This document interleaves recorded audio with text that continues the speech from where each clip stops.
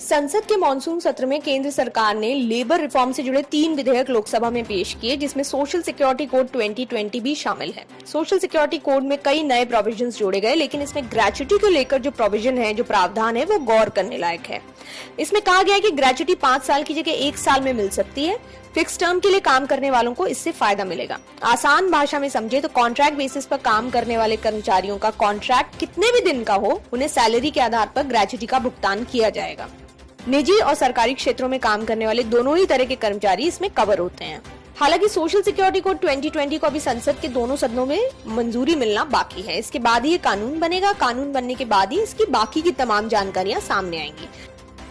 लेकिन ग्रेच्युटी को लेकर अगर ये नया प्रावधान आ जाता है तो इससे कई नौकरी पेशा लोगों को राहत मिलेगी, खासकर इस वक्त जब जॉब सिक्योरिटी कम होती जा रही है और कई बार तो 5 साल पूरा न होने से पहले ही कर्मचारी या तो नौकरी छोड़ देता है या छोड़ देती है या उसे बाहर का रास्ता दिखा दिया जाता है।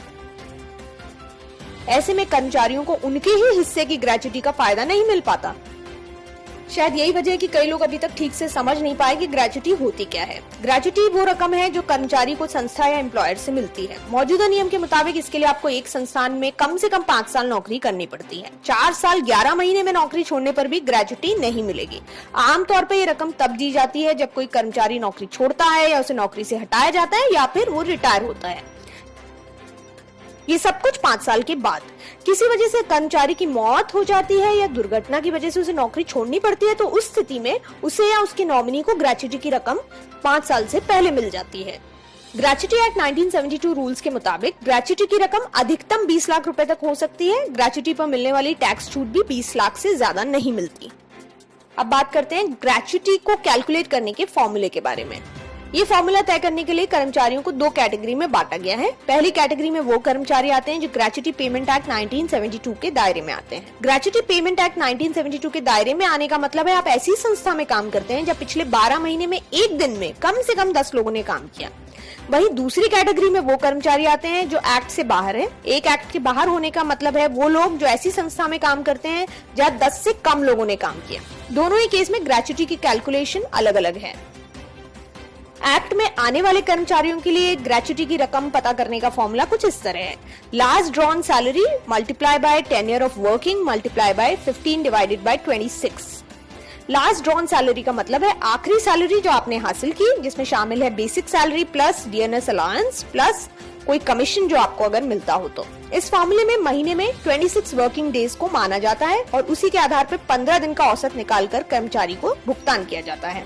यहाँ गौर करने लायक बात यह है कि नौकरी के आखिरी साल में 6 महीने से ऊपर की नौकरी को पूरा साल माना जाता है। यानी 6 साल 8 महीने नौकरी करने की स्थिति में उसे 7 साल माना जाएगा। तो मान लीजिए आपने एक कंपनी में 6 साल 8 महीने नौकरी की।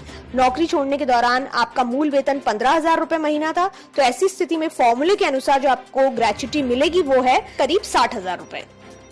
अब बात करते हैं इस एक्ट में नहीं आने वाले कर्मचारियों के लिए ग्रेच्युटी की रकम पता करने का फॉर्मूला, जो है last drawn salary multiply by tenure of working multiply by 15 divided by 30।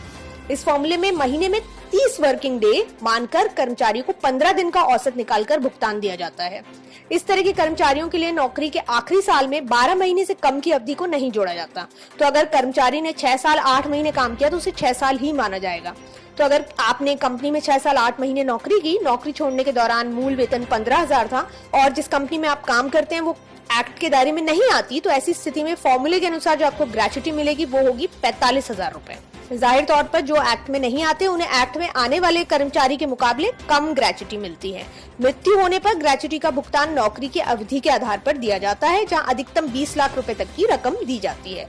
हम बता दें कि ये तमाम कैलकुलेशन मौजूदा नियम के मुताबिक है और नए नियम पास होने पर ये बदल सकते हैं।